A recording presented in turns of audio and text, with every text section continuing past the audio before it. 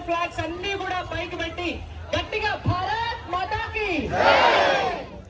మీ అందరికీ కూడా 79వ స్వతంత్ర దినోత్సవ శుభాకాంక్షలతో ఈ కార్యక్రమానికి విచ్చేసినందుకు మీ అందరికీ పేరు పేరున హర్ ఘర్ తిరంగా కమిటీ నుంచి ధన్యవాదాలతో మనందరం కూడా తెలుసుకోవాల్సినటువంటి అంశం ఒకటి ఉన్నది.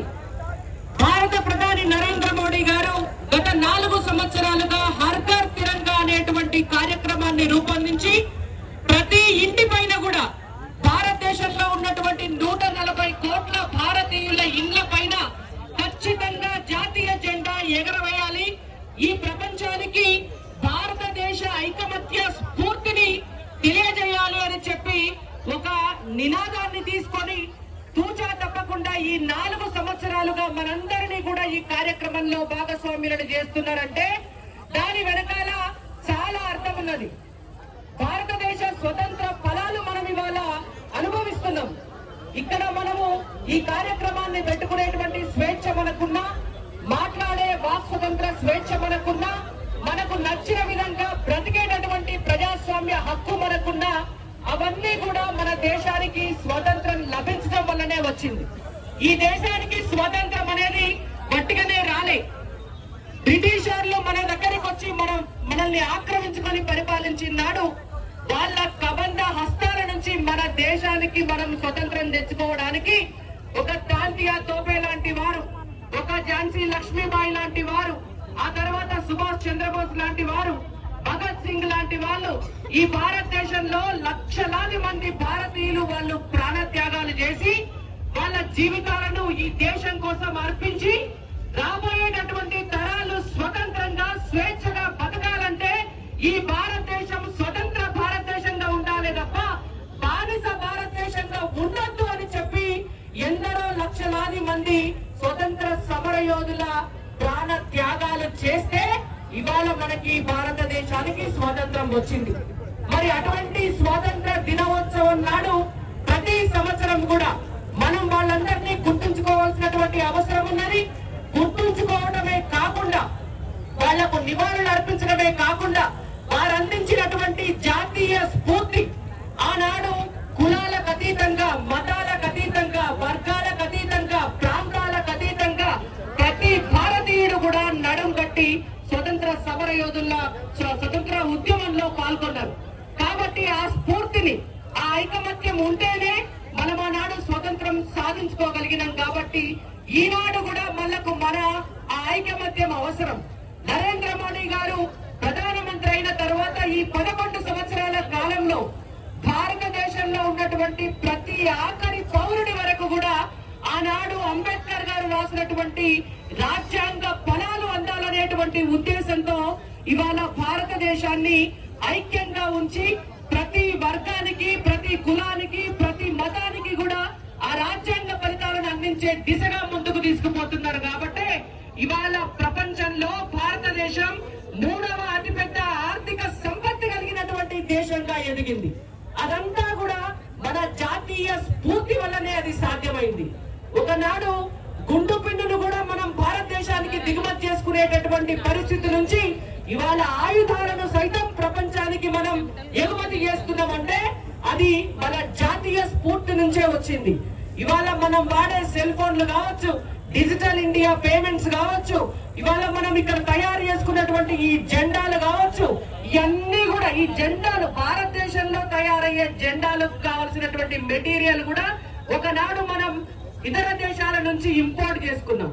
కానీ ఇవాళ నరేంద్ర మోడీ గారు వచ్చినాక స్వదేశీ అనేటువంటి ఒక నినాదాన్ని తీసుకొని మన దేశ ఉత్పత్తులను మనము కొనుగోలు చేసి మన దేశ సంపదను పెంచాలనేటువంటి ఉద్దేశం ఏదైతే ఉందో దాని ద్వారా ఇవాళ మేక్ ఇన్ ఇండియా కాన్సెప్ట్ కావచ్చు, మేడ్ ఇన్ ఇండియా కాన్సెప్ట్ కావచ్చు, ఈ భారతదేశంలో ప్రతి ఒక్కరికి కూడా ఆర్థిక సంపత్తిని కలిగించి ఈ దేశం మీద ప్రేమను కలిగించే దిశగా మనల్ని ముందుకు తీసుకుపోతోంది. కాబట్టి మనందరి బాధ్యత, భవిష్యత్ తరాలుగా మీ అందరి బాధ్యత ఈ దేశ ఐకమత్య స్ఫూర్తిని, ఈ దేశ జాతీయ స్ఫూర్తిని మనందరం ముందుకు తీసుకెళ్లి మన స్వతంత్ర సమర యోధుల త్యాగ ఫలితాలని మనం కాపాడుకుంటూ 2047 1947లో మనకు స్వాతంత్రం వస్తే 100 సంవత్సరాలు పూర్తి చేసుకునే 2047 నాటికి ఈ భారతదేశం ప్రపంచంలోనే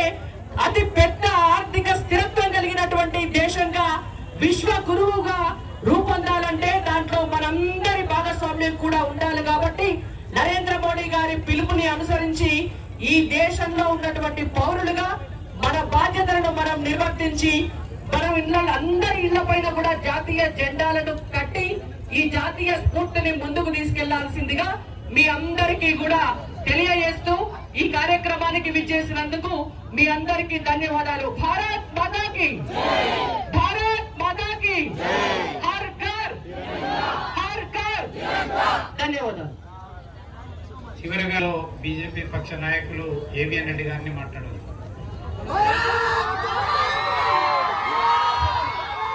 ఈరోజు ఆర్థరంగా తిరంగా ప్రోగ్రామ్ కు ఆర్గనైజ్ చేసినటువంటి ఆ కమిటీ కోఆర్డినేటర్ మనోహర్ రెడ్డి గారు, ఆ సభ్యులు మల్క కొమరయ్య గారు, రాణి రుద్రమ గారు, మిగతా సభ్యులకు ఈరోజు ఇంత గొప్ప కార్యక్రమం నిర్వర్తించుకున్నాం.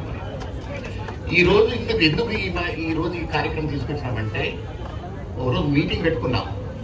అస్తమానం నేషనల్ ఫెస్టివల్స్ అయినటువంటి 15th ఆగస్టుకో 26 జనవరికో ఫ్లాగ్ హాయిస్ట్ చేస్తాం, వెళ్ళిపోతాం. కానీ ఈరోజు యువత, ముఖ్యంగా విద్యార్థులు, వాళ్ళు ప్రొఫెషనల్ పర్సూయన్స్ గురించి, సైన్స్ టెక్నాలజీ గురించి ఫోకస్ పెడుతున్నారు తప్ప మన భారతదేశ చరిత్ర గురించి మాత్రం చాలా మంది తెలవట్లేదు. కాబట్టి మన చరిత్ర చూసుకుంటే 600 సంవత్సరాల పైచిలకు ముస్లిమ్స్, 200 సంవత్సరాల పైచిలకు Britishers. So more than 800 years we were ruled by the foreigners. ఎంతో మంది, లక్షల మంది త్యాగాలు చేసేసి మనకు స్వాతంత్రాన్ని సృష్టించబెట్టారని, దీన్ని మనం కాపాడుకోవాల్సినటువంటి బాధ్యత ప్రతి ఒక్కరికి మనకున్నది.